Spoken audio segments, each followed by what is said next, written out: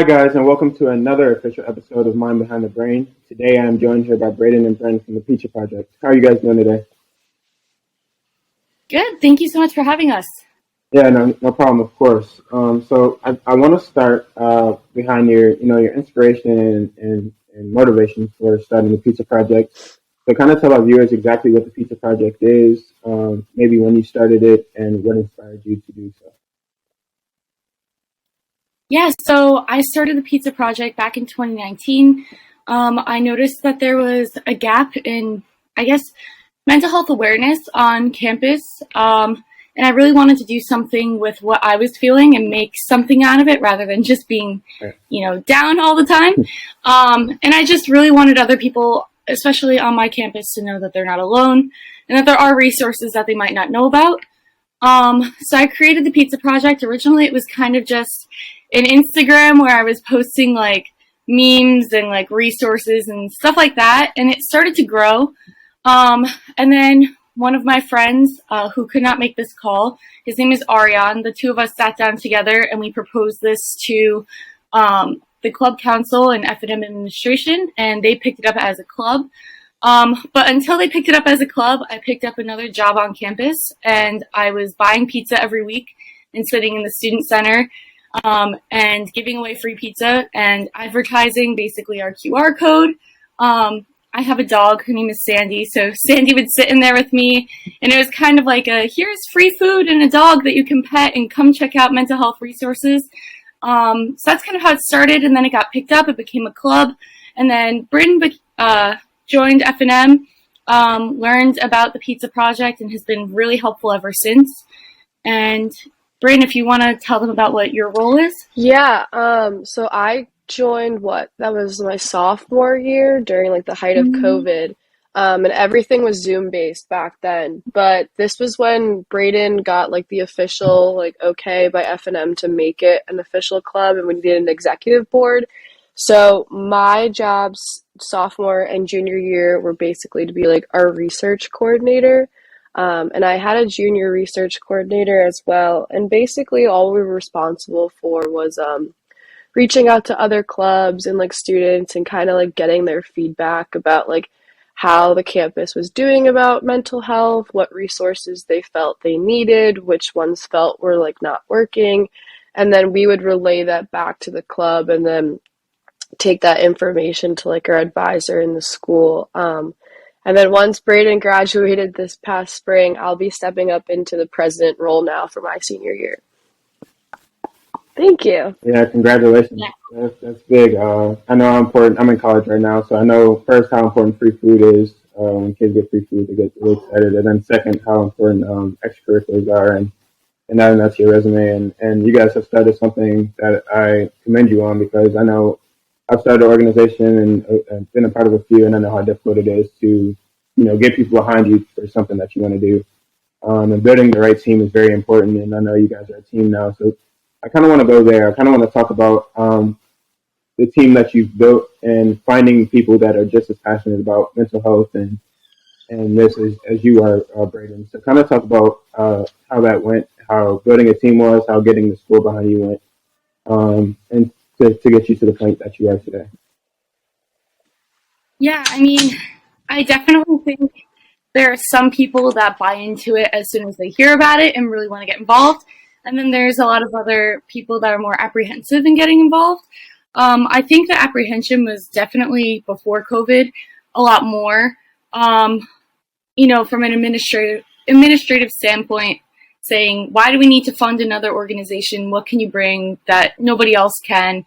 Or even just getting, for me, something that I'm passionate about is, athlete mental health, men's mental health. My dad, there's a stigma around men's mental health and athlete mental health. So for me, that was a, demographic that I was really trying to target. And to get a male athlete to walk up to a mental health poster, without free food or, petting a dog, you can't really get that, most of the time, at least before COVID.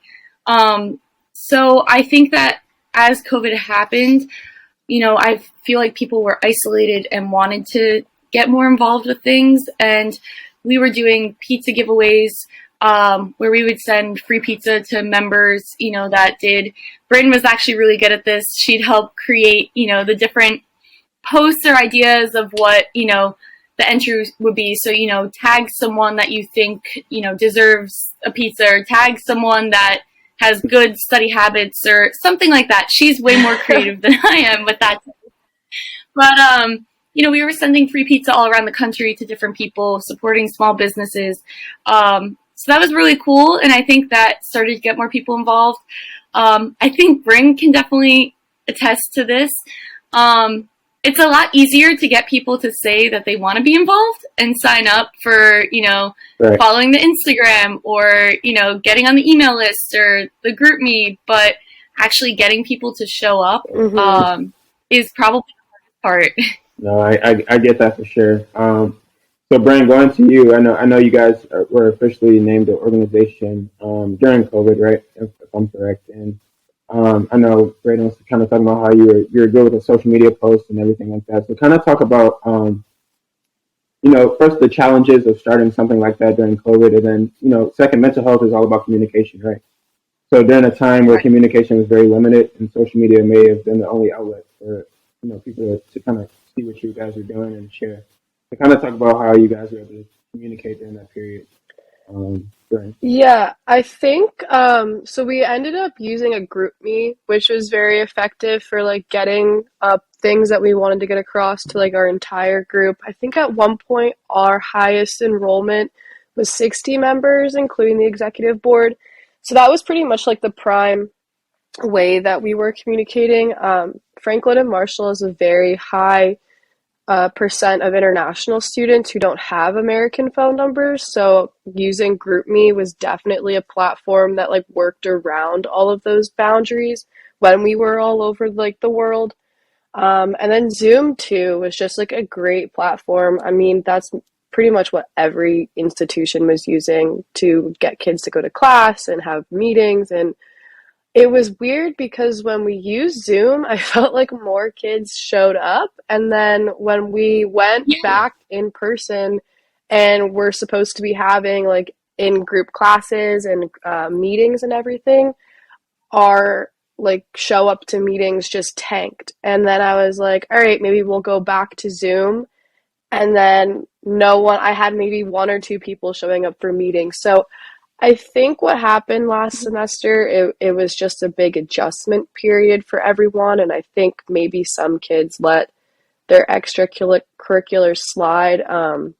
I know we were all adjusting going back to school in person. And I mean, Braden and Ariane were getting ready to graduate. But I'm definitely hoping this fall, now that everybody has been back, to really stress those in-person meetings and like get our numbers up. Yeah. I mean, I think we did too have a couple cool like in-person events where we had I talked about it earlier, but the QR codes, something that Ariane and I did, it was right before COVID, we posted QR codes on the back of like bathroom doors, and it had links to like our website and like different resources that you could find on there, because again, the target population for us were at that time athletes, men's mental health, or just really people that were nervous about openly asking for help. So by putting it on the back of bathroom doors or something like that would make it so easy for people to, get those resources and then not actually have anyone see them getting it. So kind of like the first step of like breaking that stigma. But then COVID literally happened less than a week later and we all had to leave campus. So it didn't really, I don't know how effective that was. But we did as a group, Brynne helped coordinate this.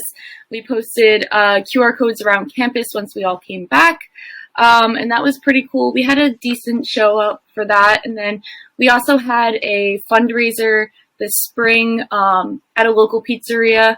My dad owned a small pizzeria, so kind of supporting small businesses through the pizza giveaways is something that we like to do. And we had a really good turnout for that. We raised a little over $400, I believe. I can pull up the actual number if you want that, but that was a really good turnout too. And we had community support for that as well. No, that's amazing, and I know your school is about 2,400 students, or maybe more or less. So that's a very good turnout. Having six members just to start. And I kind of want to talk about, you talked about earlier about how kids are coming back and kind of adjusting to being in in-person classes now. So how do you guys as a team maintain balance between, school and extracurriculars? And I know you're in the process of graduating and you're trying to still run a club. And so kind of talk about that, how you maintain balance and maybe some things you guys did to kind of, focus on your own mental health. Yeah, I mean, I definitely think Brynne balances things a lot better than I do. I'll like, I have so many. I played sports in college, and I had a lot going on, and I would like wake up and I would text like the executive group me at like 4 a.m. I'd be like, "Oh, we have to do this. Like, I can't forget." So like, I think Brynne did a very good job of like managing me and being like, "Okay, like, we could do this, but like we'll figure it out." So I definitely think I'm very happy that she's taking over the club because I know she'll do a very good job at, balancing the club and academic rigor and everything else she's involved in at school too. Yeah, I think like the best thing to do in those situations is just like learning how to delegate. I mean, F&M is a very rigorous institution. Like your course load is no joke, and I feel like all the kids there are just very like motivated and want to do more than just school. So like they're either involved in athletics or like the theater or art or like everybody isn't just there for one thing. Like there's so many different like parts of everyone's lives, and I think just learning how to delegate and really leaning on your people and your exec board in our case was really helpful. So like I knew like Braden's getting ready to graduate, like I need to be there for her, but like I saw that and I knew that. And I think that our club does a really good job of like bringing awareness to that and leaning on your people. One thing that I really, really want to do next year is like once a month at our weekly meeting, instead of having it be a meeting, just getting like pizza and making it more of like a decompressing period and just like free flowing discussion, checking in, how is everybody like doing, who needs what, like what can we do to help. And now that COVID restrictions are lessened, I'm hoping really to get more of that in person and like one on like contact with each other. So hopefully that'll help. This is what I mean. Brynne is like the more creative one. Better Braden, you're the one who started the club. I don't know what you're. I'm better at like the administrative like type, like figuring out that stuff. Like Brynne's very good at like the creative stuff. So I'm excited that she'll be taking it over and continuing it while I'm gone. No, I can definitely see you guys balance each other more than anything, which is good. It's much needed, you guys. But you guys are doing great stuff, and I kind of want to talk about the roots of the organization a little bit more. And we don't have to go into specifics, but I know Braden, your dad, owned the pizza shop, and he was very philanthropic in his work. So I kind of want to talk about maybe how you kind of use that, what he did, and kind of brought it to your own organization and club, and maybe kind of talk about why the Pizza Project was initially started. Yeah, so my dad, he grew up in some pretty unfortunate situations. His parents got divorced when he was really young. He, grew up on food stamps. He had a pretty difficult life growing up. But, he loved playing football. He loved being involved with his community. And when he turned 18, he really wanted to go to college, but he couldn't afford to go to college. He wanted to play football. So his idea was that he was going to open up a pizzeria his senior year of high school when he turned 18 to save up enough money to buy, to have enough money to go to college.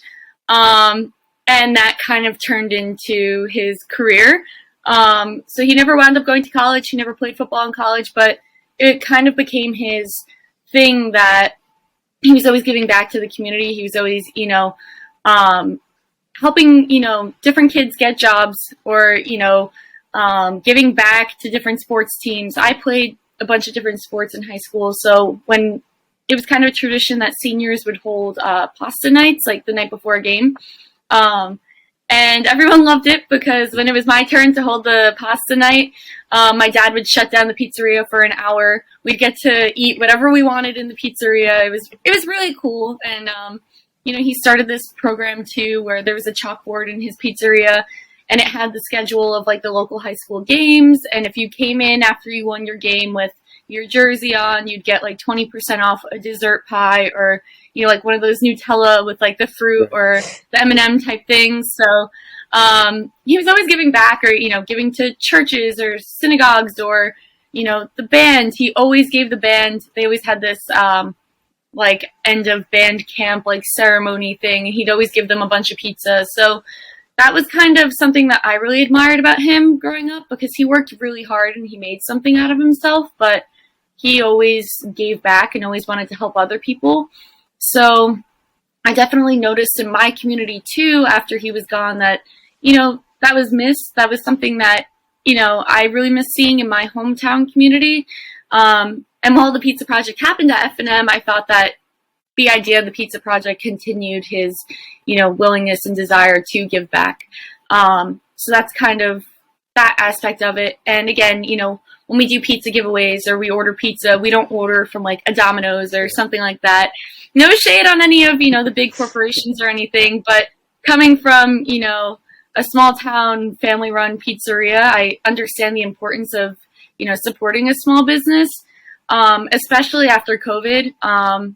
Because that's really impacted small businesses, especially, really, I think everywhere. So that's another great thing that I think the Pizza Project has done. And we've worked with Steel Peel, who unfortunately closed during COVID. Steel Peel. They were great. They were great.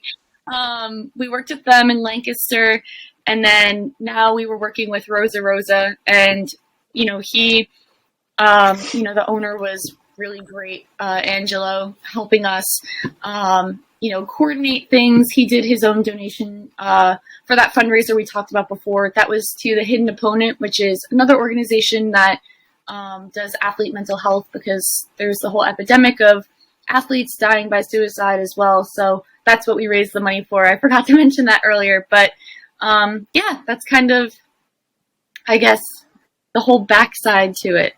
Yeah, that's a great story. And Brynne, for you, now that you've been a part of the club for some time, that you're moving into a leadership role, how important found it that programs like this exist on campuses? College students go through a lot of this.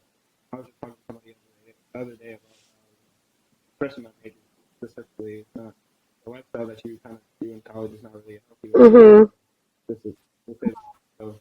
Kind of talk about how important not only college campuses, but Yeah, I think it's a really good question, and definitely one that I'd love to answer. So I know Braden and I are both going into mental health professions, and one thing that we're seeing on college campuses is that since I want to say the early 2010s, counseling centers have becoming extremely overrun, and anxiety and depression disorders are becoming much more prevalent within younger Gen Z and the millennial population. And I think that when you have students who are recognizing this problem and coming together to make organizations, it really just shows that there is work to be done. And I think that not all the time the administration and the institution can handle it. And sometimes all it really takes is for the students to come together and do it themselves. And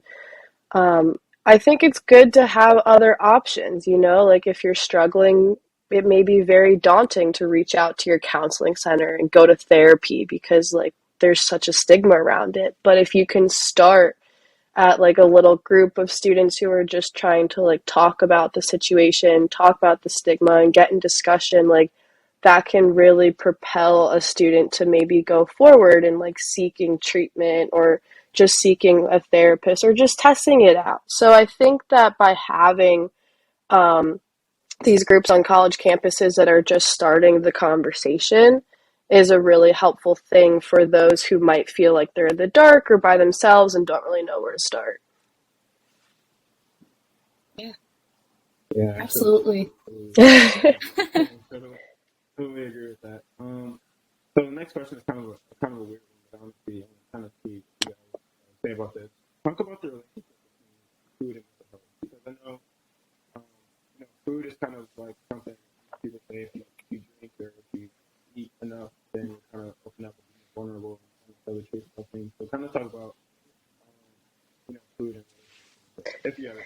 This is actually a really interesting one because I had a group in my one psych class that researched what communal dining had on like mental health. So they actually found that groups of college students who go and like eat at the dining hall rather than just get their food and eat by themselves in their dorms had a significantly higher like happiness like score on their happiness scale or like perceived sense of like esteem and all of that. So I think there definitely is a link to like getting together and sharing a meal and like your mental health. As for like just food in general, like nutrition wise, I'm not sure, but I know like pizza is probably not the most nutritional thing in the whole world, but it's more so just about like bringing people together and getting them in that space to like share a meal and talk. So I think there's benefit to that. I mean, also with that too, like, you know, for what we're doing, giving away free food, I think that's something that, what college kid is like, oh, I can save a meal swipe, or, it's kind of hard to find, there are people that don't like pizza or can't eat it for whatever reason, but it's kind of a common food, I feel like, at least on college campuses, that, is something that is pretty basic, but, something that people still enjoy, that will pull people in and spark those conversations and get people going and talking about different things. Yeah, and get people comfortable to be around each other. Yeah, thank you guys for that. I kind of threw a curveball there. I just kind of wanted to see what you guys Yeah, thought no about. problem. But that's both great answers. So we're wrapping this up, but I kind of want to ask you one last question, or two really. But the first one being, Braden, what kind of legacy, and Brynne, I'm going to kind of ask you the same question in a second. But Braden, uh, what kind of legacy do you want to leave at Franklin College as far as the future project goes? And where do you hope this club goes once Can you repeat the second part of the you? question? Yeah. So No, it's good. yeah, what kind of legacy do you want to leave as far as the future project goes at Franklin College? And then, what do you hope the club does after you leave? Yeah, so as far as the legacy for the pizza project, I hope it continues. I hope people, I'll be graduated, people will start graduating out. They won't really remember, I guess, me or Sandy or, my stories, but I hope at least the people that go through it start to connect with each other, and recognize that there is an importance of, coming together, talking about things. And then, I guess just I hope the club continues to, support small businesses. I hope it really continues to just foster this community of being open and continuing to further break the stigma of, mental health on college campuses. And, really getting the administration on board. Something kind of cool during COVID, the administration created their own thing called Dip Cares, because Franklin Marshall is called the Diplomats. And they formed it similar to the Pizza Project in the sense of, putting together a bunch of resources on a website. And it was kind of cool because we got to be involved with that and answer their questions about, if we had any resources to share with them. So I hope that the club continues to be, a resource that everyone on campus at Franklin and Marshall can use, and potentially even expand to other college campuses as well.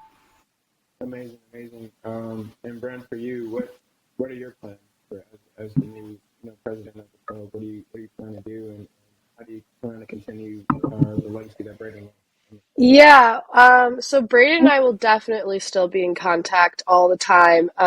Trying not to over keep like, because she's gonna be busy in DC. But anyway, I definitely want to keep Braden's ties with like community and supporting small businesses and sharing her stories like with the next cohort coming in.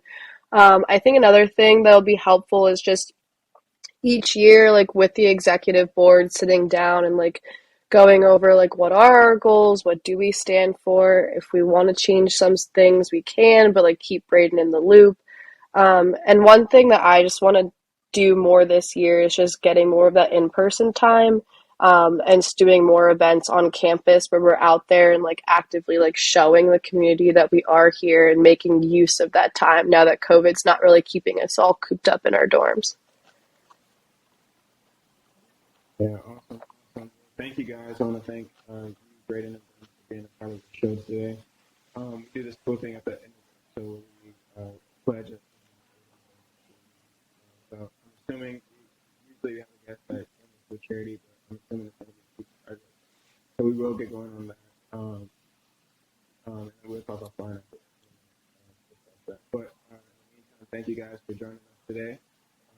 And thank you for tuning Yeah, in. thank you so much. Thank you so much. This is awesome.